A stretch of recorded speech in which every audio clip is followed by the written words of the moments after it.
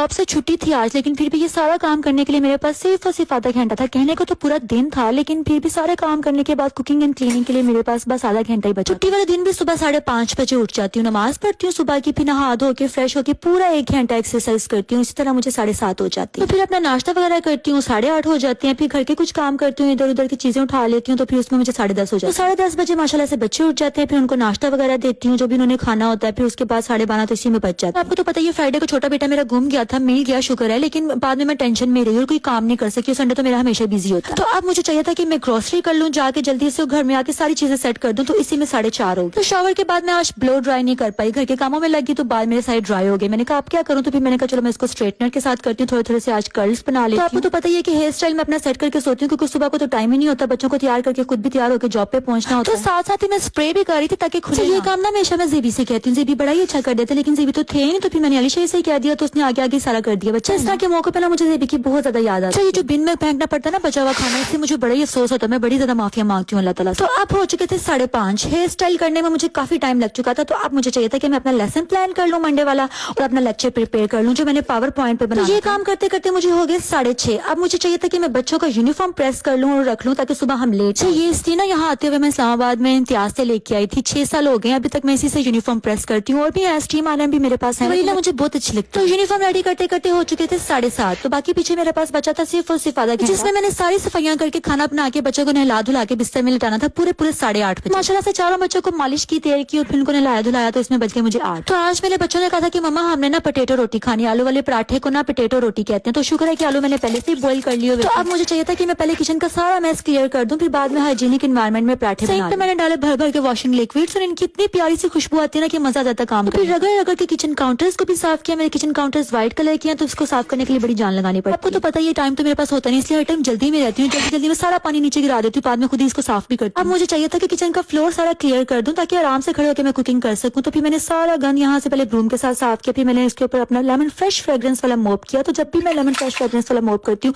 तो उसके बाद मुझे बड़ा सुकून मिलता है। तो पता है कि काम करते वक्त मुझे कितनी ज्यादा भूख लग जाती है, फिर कुछ बंदोबस्त किया खाने का, बच्चों को भी दिया, खुद भी खाया। मुझे चाहिए था कि मैं जल्दी से आलू वाले पराठे बना के बच्चों को खिलाऊं, खुद भी खाऊं, फिर बाद में बच्चों को नहलाऊं। आलूओं का डिलीशियस सा मटेरियल बनाने के लिए सारे मसाले उसमें ऐड किए, फिर बाद में उसको मैश किया। जल्दी से मैंने आटा गूंद लिया, आटा भी मैंने थोड़ा ही गूंदना था, बस 4-5 रोटियां। मैंने कहा आटा जितनी देर तक सेट होता उतने इस वक्त ना मुझे बहुत ज्यादा सांस चढ़ा हुआ था, क्योंकि जल्दी जल्दी काम कर रही थी ना, बार बार मैं घड़ी की तरफ देख रही थी क्योंकि मेरा दिल धक धक धक धक कर रहा था। 8 बजने में सिर्फ 6-7 मिनट रह गए। मुझे इस टाइम ना कुछ समझ नहीं आई थी, लेकिन फिर भी जल्दी जल्दी सारा कुछ किया, रोटियां बनाई। पता ही मुझे खाना गर्मा गर्म अच्छा लगता है, अगर ठंडा हो जाए ना फिर मुझसे नहीं खाया जाता। बाद मैं दुआ जरूर मांगती हूँ, अल्लाह ताला का शुक्र अदा करती हूँ कि जेबी के बगैर भी सारे काम मैं अकेली कर पाती हूँ। अल्लाह ताला ने हिम्मत दी। नींद आ चुकी थी, तो आप लोगों के लिए बहुत ही ज्यादा प्यार। ओके जी, अल्लाह हाफिज।